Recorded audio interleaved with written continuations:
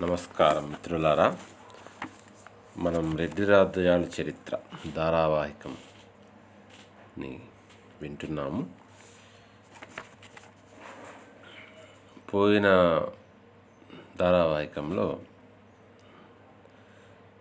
మొదటి భాగంలో 2వ అధ్యాయాన్ని మనం ముగించామండి. ఈ ధారావాహికంలో మొదటి భాగంలో 3వ అధ్యాయం ఏమంటే కొండవీడు రెడ్డి రాజుల కాలక్రమం అనే దాన్ని మనము ఈరోజు మనం చర్చించుకుందామండి.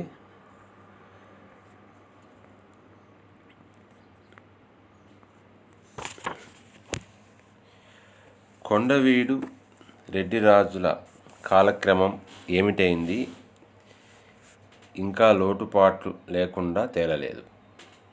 చరిత్రలో మనం తవ్వుకుంటూ వెళ్ళినప్పుడు మనకి చాలా ఆధారాలు దొరుకుతాయి. సాహిత్యంలో ఉండే ఆధారాలు కానీ, పరంపరాగత కథలు, పద్యాలు, గాథలు, కావ్యాలు, కొన్ని శాసనాలు, కొన్ని తాళపత్రాలు, ఇట్లా చరిత్ర అనేది మనకి ఆధారాలు దొరుకుతూ ఉంటుంది. దాన్ని బట్టి ఇలా జరిగి ఉంటుంది అని మనం ఊహించగలం, కానీ ఖచ్చితంగా ఇలాగే జరిగి ఉంటుంది 100% మొత్తము అని మాత్రం ఊహించడం కష్టమండి. కొండవీడు రెడ్డిరాజు స్థాపకుడైన ప్రళయవేముడని కోమటి వేముని స్వతంత్ర పాలనాధికార ఆరంభ దినాలు కానీ, కడపటి పాలకుడైన రాచవేముని కాలం కానీ ఇదమిద్దంగా తేల్చి చెప్పడం కష్టం. సో చరిత్ర అనేది ఇలా ఉంటుంది కాబట్టి కొంతమంది దాన్ని వక్రీకరిస్తూ ఉంటారు. ఏమైనా పూర్తిగా వక్రీకరించలేరు. ఎక్కువ ఆధారాలు దొరికిన దాన్ని బట్టి కొంతమేరకు దాన్ని గమనించుకోగలుగుతాం. ఈ రెడ్డి వంశంలో మొత్తం 6 మంది కోరుకొండ పాలించినట్లు స్థానిక వృత్తాంతాల నుంచి, మెకంజీ కైఫియతుల నుంచి తెలియవస్తుంది. కైఫియతులు, కొండవీడు దండకవిలెలు ఈ స్థల చరిత్రను తెలియచేస్తాయి. అంతేకాక వేర్వేరు రాజుల పాలనా కాలాల్ని, మొత్తం రెడ్డి రాజుల పాలనా కాలాన్ని కూడా తెలియచేస్తాయి. ఈ పత్రాలని బట్టి చూస్తే ప్రళయవేముని పాలన శక సంవత్సరం 1242లో అంటే క్రీస్తు శకం 1320లో మొదలైంది. ఈ విషయాన్ని మెకంజీ కైఫియత్ ధృవపరుస్తోంది. అందులో ఆ సంవత్సరం కాకతీయ పాలన చివరికి ఉంది. అలానే రెడ్డి రాజ్యపాలన ఆరంభానికి సంబంధించి ఈ సంవత్సరాన్నే రెడ్డి రాజుల పరిపాలన ఆరంభంగా చాలామంది పండితులు అంగీకరించినా, ముఖ్యంగా గత తరం వాళ్ళు ఇటీవలి కాలం దాకా రెడ్డి రాజుల వంశక్రమాన్ని తిరుగులేని సాక్ష్యాలతో పరిశోధించలేదు. స్థానిక వృత్తాంతాలు మెకంజీ కైఫియతులు ఇచ్చిన కాలం ఒక చాటు పద్యంలో తూగుతున్నాయి. ఈ చాటువు ఆంధ్రదేశంలో గత ఎన్నో తరాలుగా ప్రచారంలో ఉంది. ఈ వివరణ ప్రకారం ప్రతి రెడ్డిరాజు పాలనాకాలం కొండవీడు సింహాసనాధిష్ఠితమై ఉన్నది ఇలా ఉంటుంది. ప్రళయవేమ అంటే ఒక చాటు ద్వారా, చాటువులని ఉంటాయి కదా, అప్పుడు కవులు చెప్పేవాళ్ళు, వాళ్ళు చెప్పి దాన్ని రాసేవాళ్ళు, దానికి బహుమానం పొందేవాళ్ళు. ఆ చాటు ద్వారా కూడా చరిత్ర తెలుస్తుంటుంది అనమాట. ఆ చాటు ప్రకారం ఎలా ఉందంటే, ప్రళయవేమ పాలన 12 ఏండ్లు, అనవోతు వేమ పాలన 30 ఏండ్లు, అనవేమ పాలన 15 ఏండ్లు, కొమరగిరి పాలన 14 ఏండ్లు, పెదకోటి వేమ పాలన 20 ఏండ్లు, రాచవేమ పాలన 4 ఏండ్లు. మొత్తం పాలనాకాలం 95 ఏండ్లు. పై చాటు పద్యానికి భిన్న పాఠాలు ఉన్నాయి. అయితే ఈ వివరాలకి సంబంధించి అన్నింటిలోనూ ఒకలాగానే ఉంది.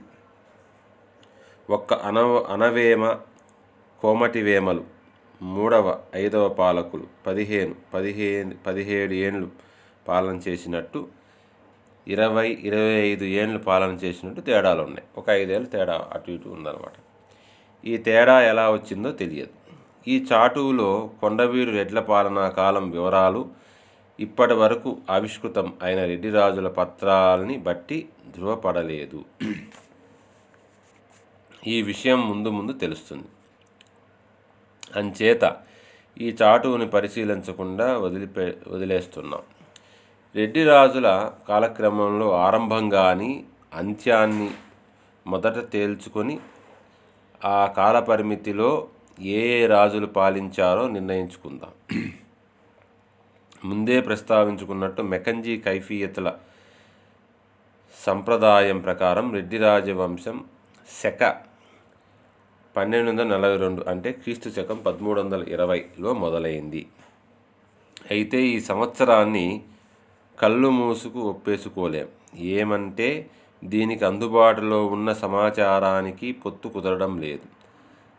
కాకతి ప్రతాపరుద్రుడి సంవత్సరం గురించి అతి కొత్తగా బయటపడ్డ శిథిల దాక్షారామ శాసనం చెబుతున్న ప్రకారం శక 1243 దుర్మతి ముప్పిడి నాయకుడి కొడుకు పెద్ద రుద్రుడి శాసనం అది. దురదృష్టవశాత్తు కర్నల్ మెకంజీ కాలంలో ఉన్న అసలు ప్రతి దొరకడం లేదు. కాకతీయ పాలన పతనం అయ్యేదాకా యావదాంధ్రదేశం ఢిల్లీ సుల్తాన్ల ఏలుబడి కిందికి పోలేదు. అంటే అప్పటిదాకా కోస్తా ప్రాంతంలో మరో కొత్త రాజ్యం పుట్టుకొచ్చే అవకాశమే లేదు. ఉలూగ్ ఖాన్ తర్వాత మహమ్మద్ బిన్ తుగ్లక్, ఈ ఉలూగ్ ఖాన్ అనేవాడే మహమ్మద్ బిన్ తుగ్లక్ అన్నమాట, వరంగల్ మీద చేసిన తొలి దండయాత్ర క్రీస్తు శకం 1322 నాటిది. వరంగల్ పట్టణాన్ని చివరికి క్రీస్తు శకం 1323లో పట్టుకున్నాడు. ఉలూగ్ ఖాన్ శాసనాన్ని బట్టి యావత్ తెలుగుదేశాన్ని జయించాడు. ఆ శాసనం ప్రకారం క్రీస్తు శకం 1324 రాజమహేంద్రవరం పెద్ద మసీదులో దొరికింది. అంటే కనీసం అప్పటిదాకా కోస్తా ప్రాంతం ముస్లిం పాలన కింద ఉండేదన్నమాట. అంచేత వేముని స్వతంత్ర పాలన క్రీస్తు శకం 1246 అంటే క్రీస్తు శకం 1324 దాకా మొదలై ఉండదు. ఈ సంవత్సరాన్ని రెడ్డి రాజుల కాలక్రమంలో ఆరంభమైందిగా గుర్తించవచ్చు.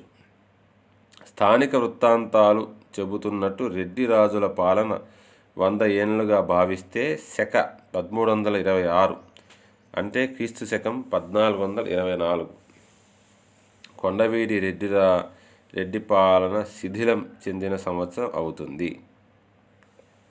విజయనగర పాలకుడు 2వ దేవరాయల శాసనం సరిగ్గా ఈ సంవత్సరానిదే. అది గుంటూరు జిల్లా ఒంగోలు తాలూకా పత్తిపాడు రెడ్డి రాజ్యంలో కనిపించింది. ఈ శాసనంలో తన అధీనుడు పంట మైలారరెడ్డి దేవబ్రాహ్మణ వృత్తులకు సంబంధించి కొత్త ఏర్పాటు చేసినట్టు, ముమ్మడి వేమారెడ్డి కాలంలో చెల్లుబాటు అవుతూ ఉన్న ఆచారాన్ని పరిశీలించి అదే పద్ధతిని కొనసాగించే ఏర్పాటు అయినట్టు ఉంది. విజయనగర రాజులు రెడ్డి రాజ్యాన్ని జయించాక దేవబ్రాహ్మణ వృత్తులకు సంబంధించి మళ్ళీ ఏర్పాట్లు చేశారని ఈ శాసనం తెలియచేస్తుంది. అంటే అప్పటికి అది అంతరించిపోయిందనమాట. వాళ్ళు కొండవీడు 5వ పాలకుడు ముమ్మడి వేమారెడ్డి అంటే పెదకోమటి వేముడు కాలంలో అమల్లో ఉన్న ఆచారాన్ని పరిశీలించాకనే అలాంటి ఏర్పాటు చేశారు. గుంటూరు జిల్లాలోని పుత్తూరులో మొదటి దేవరాయల శాసనం ఒకటి దొరికింది. కొండవీడును తలెత్తకుండా పడేయకపోయిన విజయనగర ఆక్రమణ శక 1344 నాటిదని ఇందులో ఉంది. అంటే రెడ్డి పాలన యథార్థంగా శక 1242 అంటే క్రీస్తు శకం 1320లో మొదలైంది. అయితే ఇది జరిగి ఉండదు. ఏమంటే కోస్తా ఆంధ్ర క్రీస్తు శకం 1324 దాకా ఢిల్లీ సుల్తాన్ల అధీనంలోనే ఉంది. రెడ్డి రాజ్యంలో అధిక భాగం విజయనగర రాయల చేతుల్లోకి శక 1342 అంటే క్రీస్తు శకం 1420 నాటికి పోయిందని పొత్తూరు శాసనం చెబుతున్న మాట నిజమే. కానీ మొత్తం రెడ్డి రాజ్య ఆక్రమణ శక 1346 దాకా జరగలేదు. ఈ విషయం ముందు చూస్తాం. ఈ సంవత్సరం ఇంతకు ముందు చూసిన పైడిపాడు శాసనంలో ఉంది. ఈ తర్క వితర్కాల్ని బట్టి రెడ్డిరాజుల కాలక్రమంలో శక 1342 అంటే క్రీస్తు శకం 1320 మెఖంజీ కైఫియతులు స్థానిక వృత్తాంతాలు చెప్పినట్టు మొదటిది కాదని తేలుతోంది. అందుచేత దాన్ని అంగీకరించక్కర్లేదు. కోస్తా ఆంధ్ర తీరాన్ని ముస్లింలు వశం చేసుకున్నాక లభించిన తొలి శాసనాలు మల్లవరం, సంతమాగుల శాసనాలు. ఇవి క్రమంగా శక 1247 అంటే క్రీస్తు శకం 1325, శక 1248 అంటే క్రీస్తు శకం 1326 నాటివి. మొదటిది అద్దంకి పరిసర ప్రాంతాలకు కోమటి వేమారెడ్డి మొదటి వేముడు అధినాయకుడని చాటుతోంది. రెండవది కోలంకి రుద్రదేవునికి చెందింది. ఇతడు కడపతి కాకతీయ ప్రభువు దగ్గర మంత్రి. అతను తన ప్రభు స్మారకార్థం ఇచ్చిన దానాన్ని శ్లాఘిస్తోంది. తీరస్థ ఆంధ్రాన్ని తిరిగి జయించడం జరిగిందని, హిందూ ఆధిపత్యం క్రీస్తు శకం 1325-26 నాటికి స్థాపితమైంది అని ఇవి తెలియచేస్తోంది. క్రీస్తు శకం 1325 నుంచి 1332 వరకు 8 ఏండ్లు గుంటూరు జిల్లా నరసరావుపేట తాలూకా నెకరికల్లు దగ్గర దొరికిన ఈ ఆఖరి సంవత్సరం నాటి శాసనం తప్ప, అంటే అతని మల్లవరం శాసనం తర్వాత నెకరికల్లు శాసనం దాకా ఇది ప్రళయవేముని రెండవ శాసనం. అతని శాసనాలు ఏవి దొరకలేదు. ఈ కాలంలో అతను తన రాజ్యం పొరుగున ఉన్న అరాచక శక్తుల్ని అణగదొక్కడంలోనూ రెడ్డి రాజ్యాలకి అంకురార్పణ చేయడంలోనూ తనమునకలై ఉంటాడు. రెడ్డి రాజుల పాలన ఆరంభ అంత్యకాలాలు ఈ నడుమ ఉన్నట్టుగా అనుకున్నాక ఇప్పుడు వాళ్ళ కాలక్రమాన్ని చూద్దాం. ఇందుకు గాను వాళ్ళ శాసనాల్లో తెలుస్తున్నట్టుగా కొండవీటి రాజుల్లో ప్రతి ఒక్కరి తొలి ఏడుని మలి ఏడుని ఇందుకుగాను మనం తెలుసుకోవాలి. ప్రస్తుతం దొరుకుతూ ఉన్న తొలి శాసనం ప్రళయవేముడి మల్లవరం శాసనం శక 1247ది. అతని వేల్పూరు శాసనం 1272 శక సంవత్సరాన్ని సూచిస్తోంది. ఆ తరువాత కాలక్రమరీత్యా ఒంగోలు తాలూకా మాణికేశ్వరంలో శక సంవత్సరం 1275లో దొరికిన శాసనం. ఈ శాసనంలో అది రామరాజు తనయుడైన మంచిరాజు దేవాలయ నిర్మాణ ప్రతిష్ఠ దానాలని తన అన్న జ్ఞాపకార్థం వేయించినట్టు తెలుస్తోంది. అతని పేరు మల్లినాథుడు. అతను వేమప్రభువు నుండి సార్వభౌమత్వ మహత్వాన్ని మహతీయం మహారాజ్య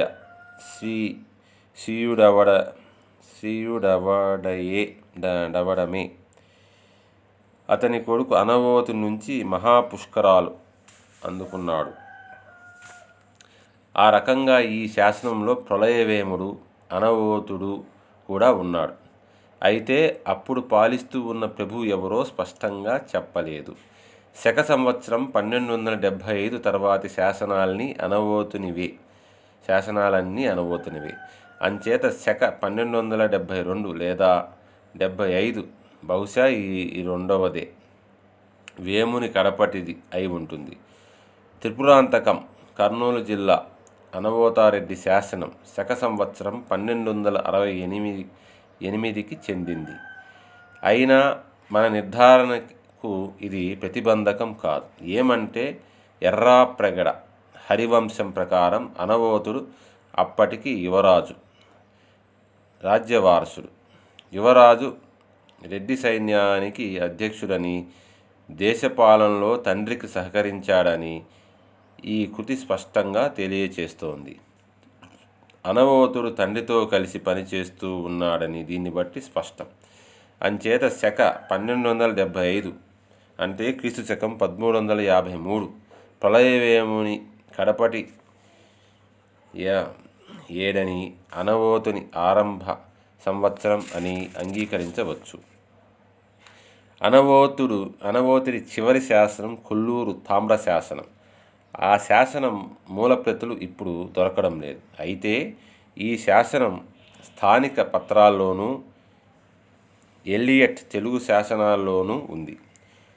కృష్ణతీరంలోని కొల్లూరు గ్రామాన్ని రామేశ్వర యజ్వ అనే బ్రాహ్మణ పండితునికి శక 1286లో అంటే ప్రభవాది 60 చక్రంలో శోభకృత్తులో మాఘమాసంలో అర్ధోదయ పుణ్యకాలంలో ఇచ్చినట్లు ఉంది. ఇదే శాసనంలో చివరి అనవోతుని తోడబుట్టిన అనవేముడు కూడా 50 కేసరిపాటి పుట్లు దానం చేసి దాన్ని కొల్లూరుకు కలిపేదని ఉంది. అనవోతుని చివరి శాసనం అతని వారసుడు అనవేముని ఆరంభ సంవత్సరం ఏదో ఖచ్చితంగా తేలడం లేదు. కొల్లూరు శాసనాన్ని బట్టి చూస్తే అనవోతుడు దాదాపు ఆ ఏడంతా పాలించినట్లు కనిపిస్తుంది. ఏమంటే దానం చేసింది మాఘమాసంలో.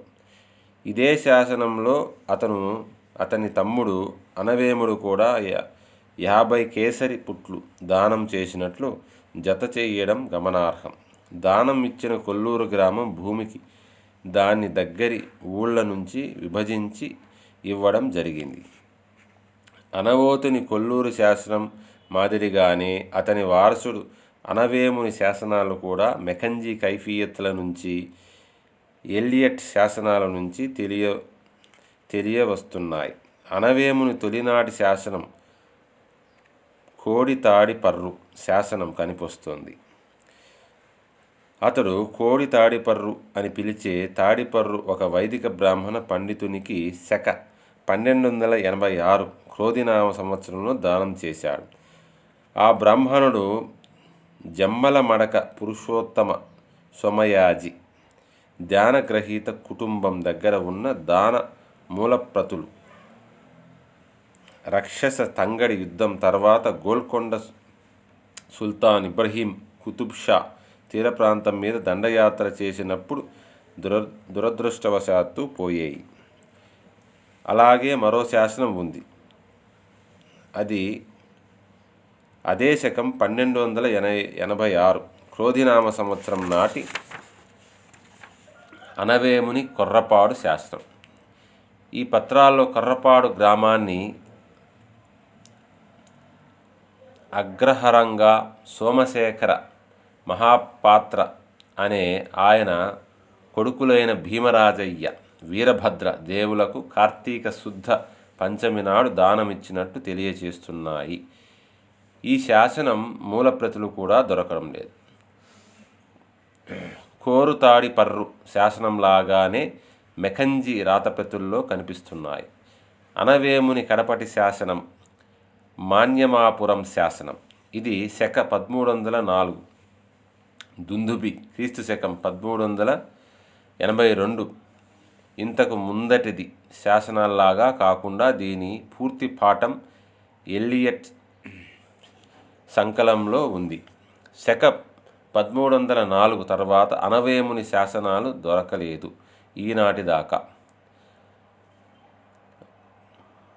మన్యమాపురం శాసనం తర్వాత దాదాపు 3 ఏళ్ల పాటు కొండవీడు రెడ్డిరాజుల శాసనాలేవీ లేవు. అనవేముని తర్వాతి వాడు కొమరగిరి రెడ్డి. అతని అనపర్తి శాసనం ఒకటి కనిపిస్తోంది. ఇది శక 1312 నాటిది. ఇదే రెడ్డిరాజులకు సంబంధించి దొరికిన తరువాతి పత్రం. శక 1304 నుంచి శక 1312 దాకా కొమరగిరి బావ ప్రధానమంత్రి అయిన కాటయవేముని శాసనాలు 3 దొరుకుతున్నాయి.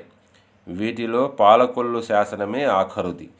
అతను క్షీర రామేశ్వర స్వామి వారికి భూదానం చేశాడు. శక సంవత్సరం 1307 క్రోధన శ్రావణ మాసం కృష్ణపక్ష పాడ్యమి సోమవారం అంటే క్రీస్తు 21 ఆగస్టు 1385 నాడు ఆ దానం చేశాడు.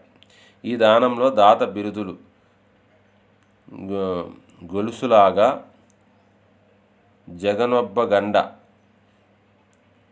కేలాది రాయ, అనేయ మండలి, కరగండి అప్పయ్య, గొప్ప దిశా పట్ట, చెంచుమల, చూడాకార, రాయచేకోల గండ,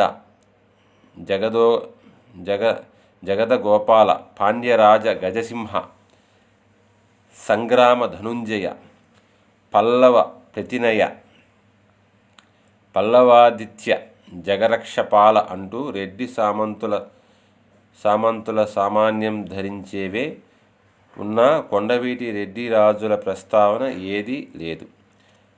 ఆ సంవత్సరం నాటికే కొమరగిరి రెడ్డి సింహాసనం అధిష్ఠించినట్టు ఏ వివరము ఈ శాసనంలో లేదు. అంచేత ఈ పాలకొల్లు శాసనం ఏదో వ్యక్తిగతమైందని చెప్పవచ్చు. ఈ బిరుదులు కాటయవేముడు అనవోతుని కూతుర్ని పెళ్లాడి రాజకుటుంబంతో సంబంధం కలుపుకోవడం ద్వారా గణింపదగ్గ ప్రభువు అయినప్పటికే ఉన్నాయి. తర్వాతి కాటయవేముని సింహాచల శాసనం, అందులో కాటయవేముడు కొమరగిరి రెడ్డి ప్రధాని అని ఉంది. ఆయన శక 1308 కార్తీక శుద్ధి సప్తమి ఆదివారం నాడు సింహాద్రినాథునికి దానం చేసినట్టు ఉంది. ఇదే సంవత్సరంలో కాటయవేముడి గుంటూరు జిల్లా అమరావతి శాసనం ఉంది. ఒక పుష్పవనాన్ని అమరేశ్వరానికి కాటయవేమారెడ్డి మంత్రి పెద్దె లేదా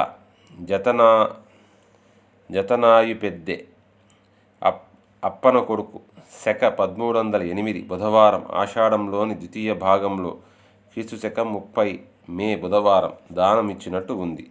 అమరావతిలో కాటయవేముని శాసనం దొరకడం బట్టి కొమరగిరి ప్రధానమంత్రిగా ఆయన కొండవీడు రాజ్యం ఆధిపత్యంలో క్రీస్తు 1386 మే, క్రీస్తు 1387 అక్టోబర్ ఉన్నట్టు తెలుస్తోంది.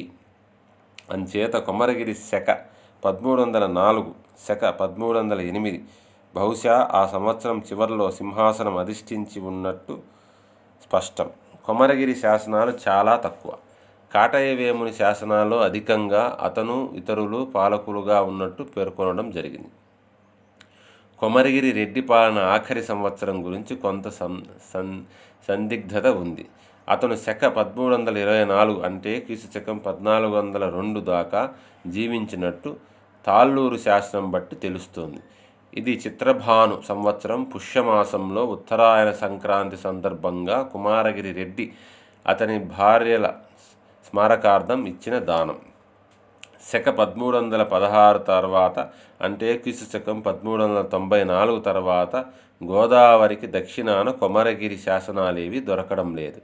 అయితే కొత్తూరులో ఒక శాసనం దొరికింది. ఇది కృష్ణా జిల్లా బెజవాడ తాలూకాలోది. మకర సంక్రాంతి నాడు ఒక అజ్ఞాత రాజు భూదానం చేసిన పత్రం ఇది.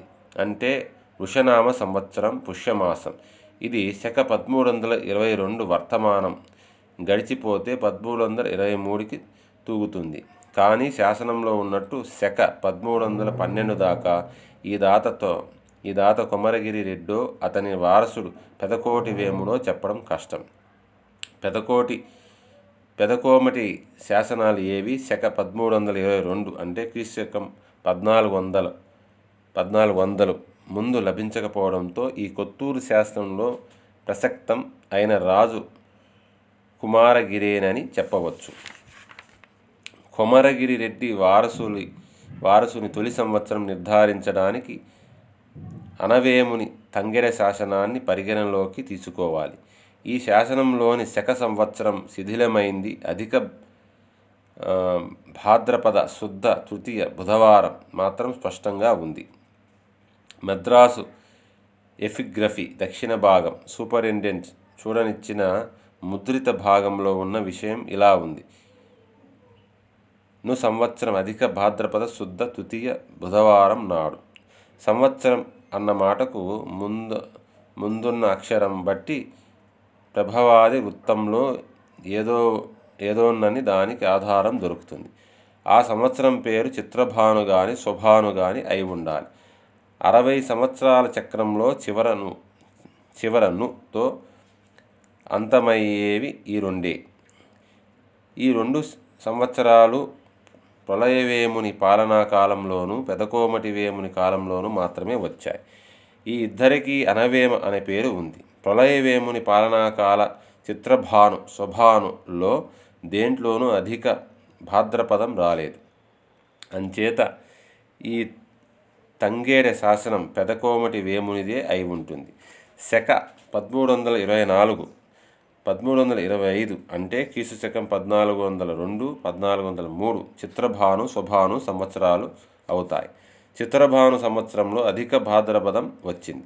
తంగేడ శాసనంలో ఇచ్చిన తిథివార వివరాలన్నిటికీ అతుకుతుంది.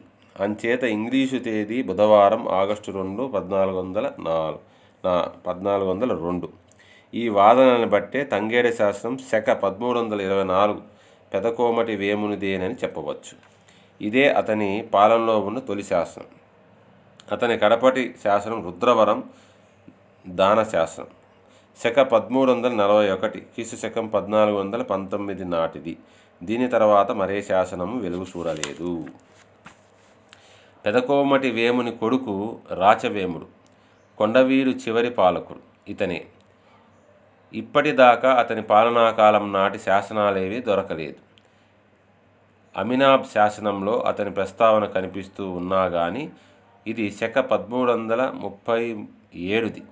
ఇతను తన తండ్రి పాలనా కాలంలో తల్లి నిర్మించిన సంతానవారధి తటాకానికి కాలువలు తవ్వించినట్టు ప్రస్తావితం అవుతుంది అంతే.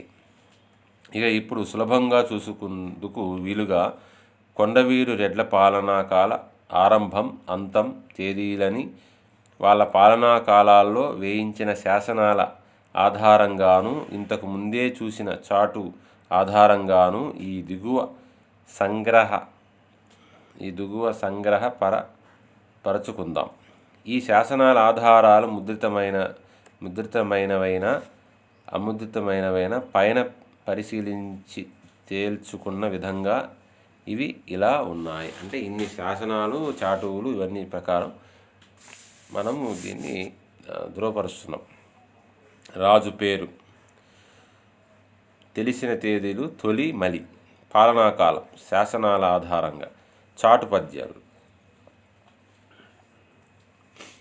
ప్రళయవేమ శక సంవత్సరం 1247 నుంచి 1275. శాసనాల ఆధారంగా 28 ఏళ్ళు, చాటు పద్యాలు ఆధారంగా 12 ఏళ్ళు. అనవోత శక సంవత్సరం 1275 1286. శాసనాల ఆధారంగా 11 ఏళ్ళు, చాటు పద్యాల ఆధారంగా 30 ఏళ్ళు. అనవేమ శక సంవత్సరం 1286 1304. శాసనాల ఆధారంగా 18 ఏళ్ళు, చాటు పద్యాల ఆధారంగా 15 లేదా 17. కుమరగిరి శక సంవత్సరం 1308 నుంచి 1324. శాసనాల ఆధారంగా 16 ఏళ్ళు, చాటు పద్యాల ఆధారంగా 14 ఏళ్ళు. పెదకోటి వేమ శక సంవత్సరం 1324 నుంచి 1341. శాసనాల ప్రకారం 17 ఏళ్ళు, చాటు పద్యాల ప్రకారం కొన్ని చోట్ల 20, కొన్ని చోట్ల 25, కొన్ని చోట్ల 27. రాచవేముడిది తొలి మలి తెలియట్లేదు, శాసనాల ప్రకారం తెలియట్లేదు. చాటువుల ద్వారా మాత్రం 4 ఏళ్ళు అని తెలుస్తోంది. ఇప్పటిదాకా లభ్యమైన పత్రాల నుంచి తేల్చిన సంవత్సరాలకి, పైన చూసిన చాటువుల్లో ఉన్న సంవత్సరాలకి విడివిడిగా ఆయా రాజుల పాలనా కాలంలో కనిపిస్తున్న అంతరాలు ఈ పట్టిక వల్ల తెలుస్తున్నాయి. అంచేత చాటువులో ప్రతి రాజు పాలించిన కాలం అని ఇచ్చిన సంవత్సరాలు సరిగావని తిరస్కరించవచ్చు. అయితే రెడ్డి రాజుల మొత్తం పాలనాకాలం 100 సంవత్సరాలు అన్నది సబబే. ఇప్పుడు మనం అందుబాటులో ఉన్న సమాచారం ఆధారంగా ఆయా రాజుల పాలనా కాలాన్ని స్థిరపరచాలి. మల్లవరం శాసనం ఆధారంగా ప్రళయవేముని స్వతంత్ర పాలన తొలి ఏడు శక 1247 అని నిర్ణయించడంలో దోషం ఏమీ లేదు. అతని శాసనాలు శక 1275లో ముగుస్తున్నాయి. ఇదే అతని పాలన ఆఖరి ఏడని చెప్పవచ్చు. అంటే మనకి శాసనాలు బట్టి తప్ప ఇంకా ధృవపరచాలంటే శాసనాల ద్వారానే ధృవపరచగలుగుతాము. సో అంతకుముందు ప్రారంభించుండొచ్చు, దాని తర్వాత కూడా కొనసాగించుండవచ్చు. కానీ ఆధారాలతో మాట్లాడాల్సి వస్తే ఇంతవరకు చెప్పాల్సి వస్తుంది. అంటే ఇదే అతని వారసుడు అనవోతుని ఆరంభ సంవత్సరం. మెఖంజీ రాత ప్రతుల్ని బట్టి చూస్తే అతని తమ్ముడు అనవేముడు శక 1286-87 క్రోధినామ సంవత్సరంలో రాజ్యానికి వచ్చాడని తెలుస్తోంది. అతని పాలన దాదాపు శక సంవత్సరం 1308 దాకా ఉంది. కుమరగిరి శక 1324 దాకా జీవించి ఉన్నాడు. అతని వారసుడు కొండవీడు సింహాసనం అధిష్ఠించిన తర్వాత ఇదే అతని తొలి శాసనం. పెదకోమటి వేముడు శక 1324 నుంచి శక 1342 దాకా పాలించాడు. అతని కొడుకు రాచవేముడు కొండవీడు రాజుల్లో కడపటివాడు. ఇంతకు ముందే చూసినట్టు అతని శాసనాలు ఏవీ లేవు. స్థానిక శాసనాలు కానీ చాటుపద్యం కానీ అతని పాలనా కాలంలో నాలుగేళ్ళని తెలియజేస్తున్నాయి. అంచేత అతని పాలనాకాలం శక 1346 క్రీస్తు శకం 1424తో ముగుస్తుందని చెప్పవచ్చు. రాచవేముని పాలనా కాలంలో విజయనగర రాజులు రెడ్డి రాజ్యంలో చాలా భాగం ఆక్రమించుకున్నారు. దగ్గర కొండవీడు నడిబొడ్డు దాకా ముందుకు వచ్చేశారు. క్రీస్తు శకం 1424 నాటికి కొండవీడు విజయనగర స్వాధీనం చేసుకుంది. కృష్ణానదికి దక్షిణాన విజయనగర పాలకుల అధిక భాగం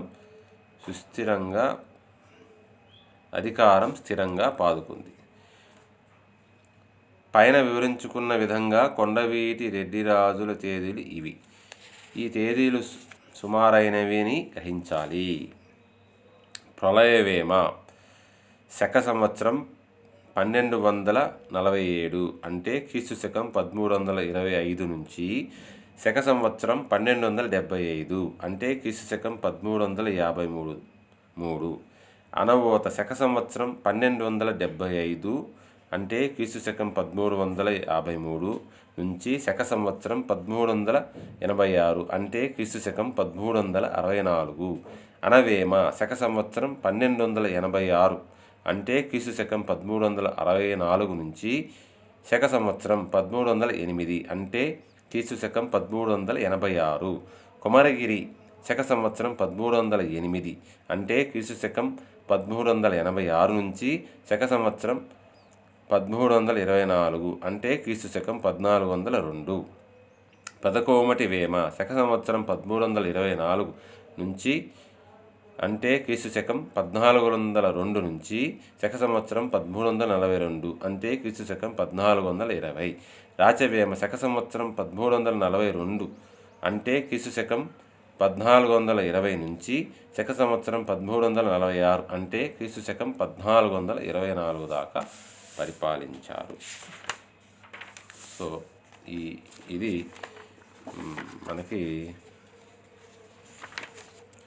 అధ్యాయం 3 ఇంతటితో ముగుస్తుందండి. వచ్చే అధ్యాయంలో కొండవీడు వంశ పూర్వ చరిత్ర మనం తెలుసుకుందామండి. నమస్కారం అండి. ఉంటానండి.